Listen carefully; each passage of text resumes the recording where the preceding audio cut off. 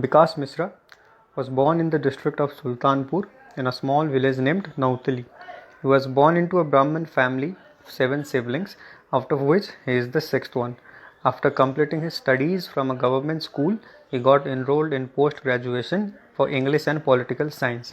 His father, during the period of his studies, unfortunately died, but despite of that, Vikas, with his continuous effort and diligence, and from his continuous family support, completed his post graduation. He has also been into teaching in many coaching institutions.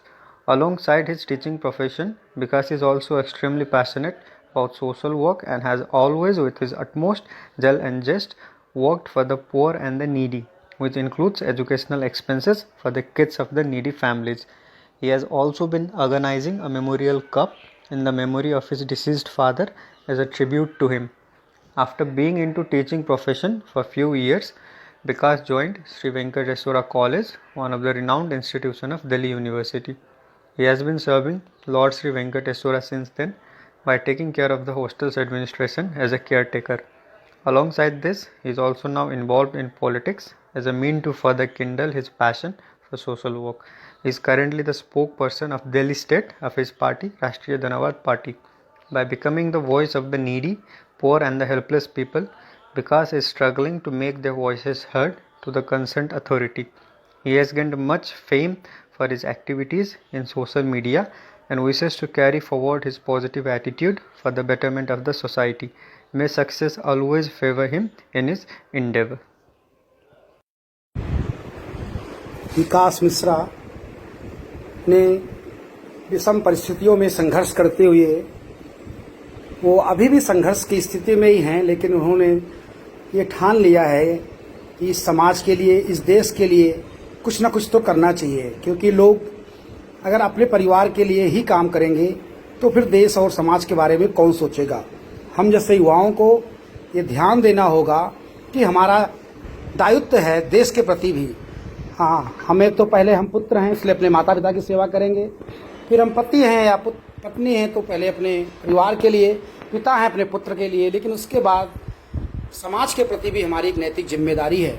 अगर उसके बाद हमें समय मिलता है तो हर व्यक्ति की ये जिम्मेदारी बनती है कि वो अपने आसपास हो रही परेशानियों से, हो रही दिक्कतों से, हो रही बुरे कामों से वो संघर्ष करें, उस समाज को परेशानियों से बचाएं। समाज में बहुत से ऐसे लोग हैं जो कम पढ़े लिखे हैं, निसहाय हैं, गरीब हैं, नीडी पीपुल हैं, उनके लिए कुछ करें। इसलिए जब विकास को ये लगा कि नहीं, मैं अपने परिवार के लिए कर चुका हूँ, कर रहा हूँ, कर लूँगा, समाज के लिए कुछ करना चाहिए, तो उसके लिए राजनीति ही एक अच्छा माध्यम है। वैसे व्यक्तिगत तौर पर विकास को राजनीति बहुत ज़्यादा पसंद तो नहीं थी।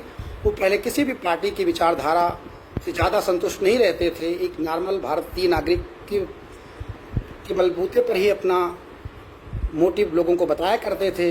लेकिन जब राष्ट्रवादी पार्टी ऑफ इंडिया की विचारधारा को उन्होंने देखा, उनको लगा कि ये विचारधारा कुछ मेरी विचारधारा से सहमत है, उन्होंने पार्टी में जाने का फैसला किया, क्योंकि उनको ये लगा कि अगर पार्टी के साथ रहेंगे तो भी अपनी आवाज़ को बुलंद कर कर हम उन भ्रष्ट अधिकारियों को, भ्रष्ट लोगों को लड़ पाएंगे। एक आम नागरिक होकर लड़ाई लड़ना इतना आसान नहीं है।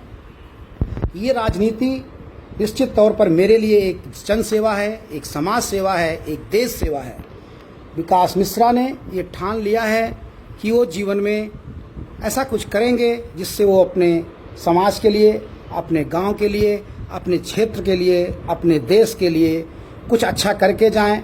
क्योंकि किसी महापुरुष ने कहा है, गरीब पैदा होना आपका दोष नहीं है, लेकिन गरीब होकर मरने में पूर्णतः आप ही दोषी हैं। इसलिए मुझे एक अच्छा बैकग्राउंड मिला, मैं एक अच्छे परिवार में जन्म हुआ, मुझे अच्छी परवरिश मिली, मुझे अपने माता और पिता, अपने चाचा, अपने आदरणीय बाबा जी और अपने समाज के लोगों के साथ बहुत सी इज्जत मिली, सम्मान मिला। लेकिन हमें उस दायित्व को आगे बढ़ाना है और अपनी एक अलग पहचान बनानी है। इसलिए हम अपने उस पहचान के लिए ही पार्टी में जुड़ रहे हैं।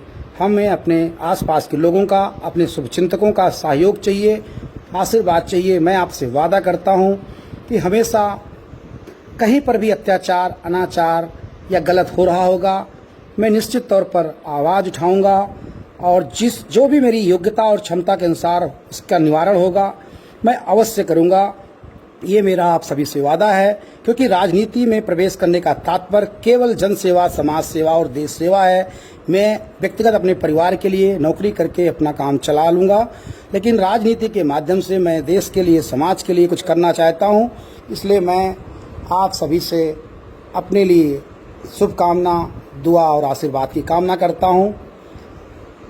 देश में बहुत सी ऐसी समस्याएं हैं, सारी सरकारें आती हैं और वादे करती हैं लेकिन पूरा नहीं कर पाती हैं। तो हमारी सबसे बड़ी पार्टी भारतीय जनता पार्टी और कांग्रेस है।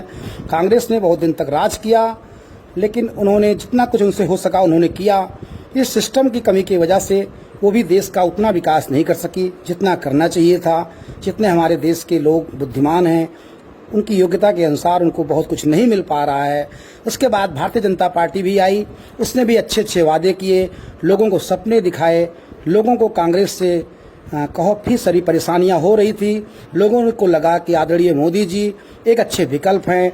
लोगों ने उनको मौका दिया और जब उन अपने 5 साल में भी उन्होंने उस सपने को और बड़ा सपना बनाया, लेकिन उसको पूरा होना थोड़ा मुश्किल लगा। और उसके बाद फिर भी जनता को लगा कि 5 साल बहुत कम होते हैं, हमने इतनी बड़ी पार्टी को 65 साल दे दिया, तो क्यों ना हम इस पार्टी को एक बार और मौका दें।